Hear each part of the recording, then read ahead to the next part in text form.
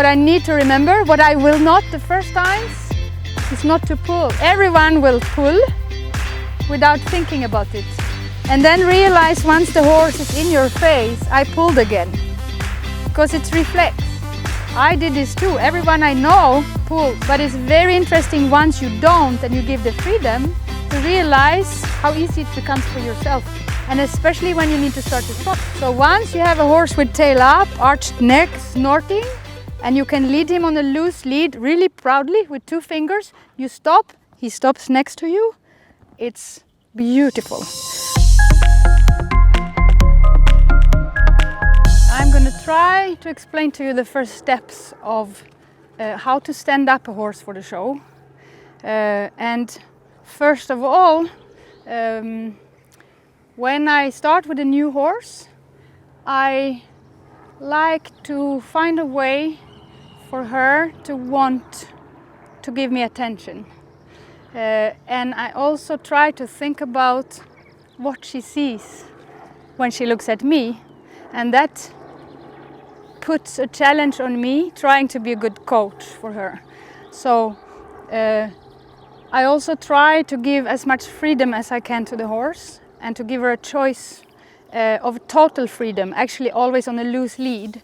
I try not to work with pressure at all. So when we do a first lesson, it's all about walking, stopping, starting on a loose lead. So I need to try to explain to this horse that we're going to walk, and we're going to walk on a certain direction and on a certain speed on a total loose lead. So I need to find a way to explain this to her. First of all, I put her a training halter.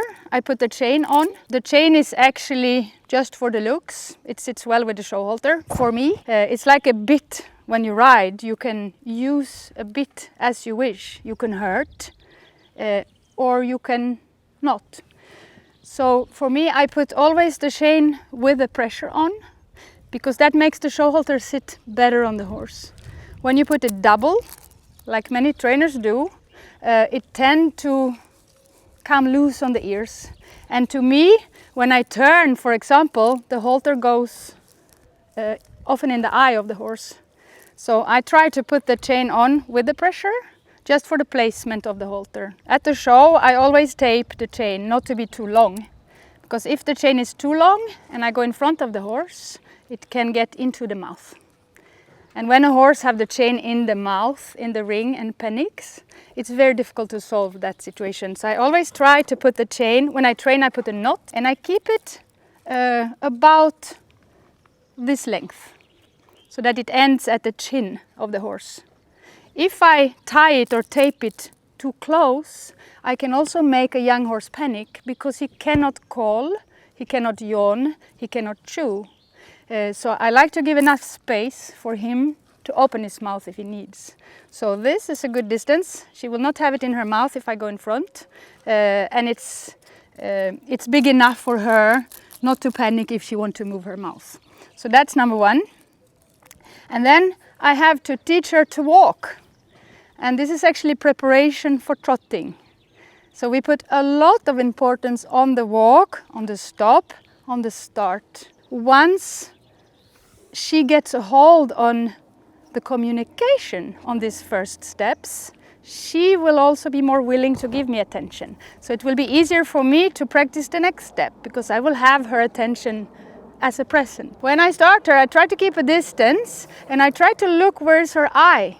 Because if I stand too far back, too far in front, or too close to her, it's difficult for her to see my body language. If I'm here, it's not fair to her to show her body language, because she does not see me well. She can see me very well on a distance. So here she can see how I move. Here she cannot. And I'm also using my whip. This is actually my fingertip. So I need always to be aware about this, where I have it. And I use the whip because my arm is not long enough to communicate with her when I want to start her. So I need also to be aware of what he does. It's behind my back, and when I walk, if I walk or run like this, I might disturb and touch her unintentionally. And I give her signs, because I give her signs the whole time. Many of them I don't even know. So the more aware I am of what I do, the easier it is for me to be consistent to her so that she understands. So when I start to walk with her, I'm going to use my whip as a half circle.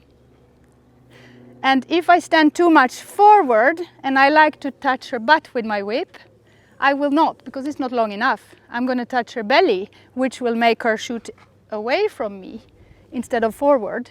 If I stand too far back, it's difficult for me to communicate and stop her with my whip. So I stay approx at her shoulder, on a distance that I have her eye. She can see me here. So when I like to start her now, I need to find a wordless way of showing her that she should walk forward with me without pulling her. So to be clear to her, I show her that I am going to touch her butt with my whip. I'm not going to slap her, but I'm going to touch, like when you ride, when you touch with your legs. So I'm going to make a very clear move to her that I'm going to touch her butt, like this. I will show you from the other side.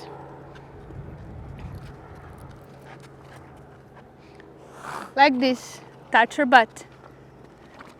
So this is for her very clear and very logic that when she feels something in her butt, she shoots forward.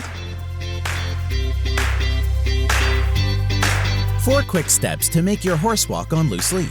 Step 1, put a training halter on your horse. Put on the chain with just enough pressure for the correct placement of the halter. Tape the chain to prevent it from being too long. Step 2, position yourself so that your horse can see you well. Step 3, be aware of your body language and be consistent. Step 4, while moving in a half circle, show your horse that you are about to touch his buttocks with your whip. I need also to explain to her the direction, because when she's fully trained, she's supposed to shoot forward when I ask, in trot with tail on her back. If I don't have direction at that time, she's going to come this way, because there's nothing stopping her here. So I need to show her direction, and this I do with my hand. So when I like to send her forward, I also ask her with my fingers, stay away please from my face. Would she come close to me anyway, I'm going to poke her just with my finger. It's just not comfy. So she keeps away, and her head will show the direction she will have to walk, and this will be forward. So I actually close this door and send her. Good girl. Come. And very fast she will, because I always release when I get a reaction from her. So this move I'm going to make to touch her butt, very quickly she will feel and she will see my move that's going to lead into touching her butt. And then I need to see her reaction when she starts to walk. Good, good girl. Just for my shoulder, I release and we start to walk. So my shoulder makes her walk forward. Good girl. And my hand always stays here. If I pull her to me, I'm actually gonna force her to do what I don't want her to do. I'm pulling her in front of me and she's gonna cross my road. So it takes all logic away actually from what most people are used to do, because everyone pulls when they want to stop. But then you get the horse very close to you, and it's going to be very difficult later to make the horse move forward straight.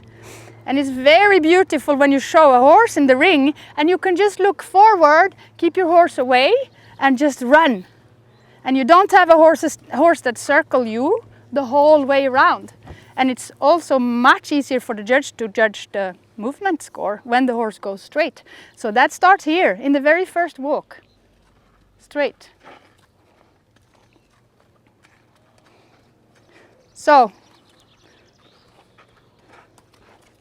this is the next step, stopping. Showing directions. Show your horse the direction you want to follow by holding your hand up. If it tries to cut across in front of you, just poke it with your fingers. Do not push or pull. Remember to immediately reward your horse by releasing or by giving treats, such as carrots.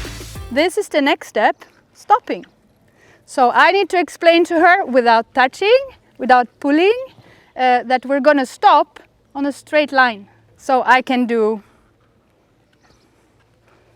this, and she's going to stop, but she's going to stop in front of me.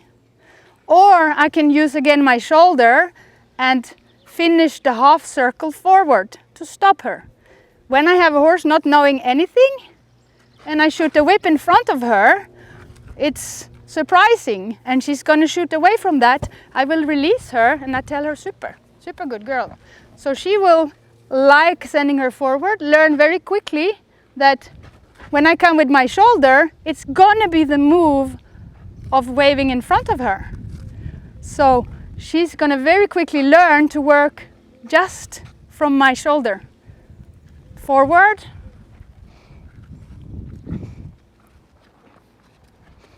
Stopping. And I must be super fair to her, because when she reacts to me, when she reacts to my shoulder only, I must release immediately.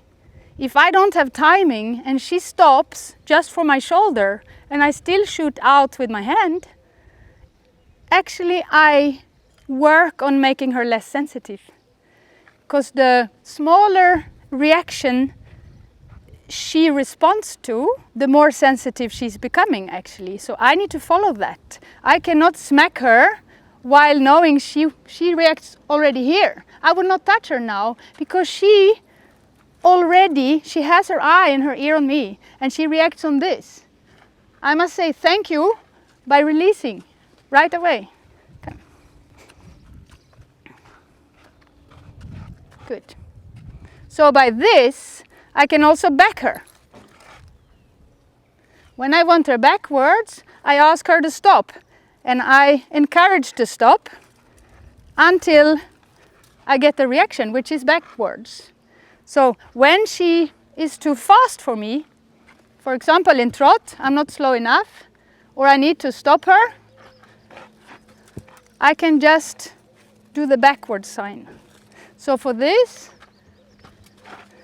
I already have a horse that's becoming a well-educated, sensitive horse to handle, because I can lead her like this, I can start her, I can stop her, I can send her back. I can keep her away from me with my hand.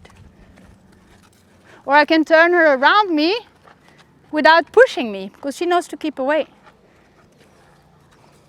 Good. How to make your horse stop. While moving in a half circle, show your horse that you are about to touch his chest with your whip. Reward it by releasing when you get the desired reaction. So this is, for me, a good start of any horse. It doesn't matter if you show. Your grandmother can take her to the field, or you can put the child with her, because she learns. It's also an emergency brake. When you're at the show, even if you're calm and your horse is calm and your helper is good, maybe there is another person that's really wild, or a horse that is really nervous, and someone shakes a bag the other side. You can save yourself by keeping the horse away from you. So you can actually make the horse stay instead of jumping onto you. So this, at our lessons, we're putting a lot of importance on this first step. And once you have this and you have the horse attentive, because she knows it makes sense for her to give me attention, it's much easier to do the next step. Come. Good. Thanks for watching Start, Turn, and Stop. Start. While moving in a half circle, show your horse that you are about to touch his buttocks with your whip. Turn. Raise your hand to show the direction you intend to follow. Stop. While moving in a half circle, show your horse that you are about to touch his chest with your whip.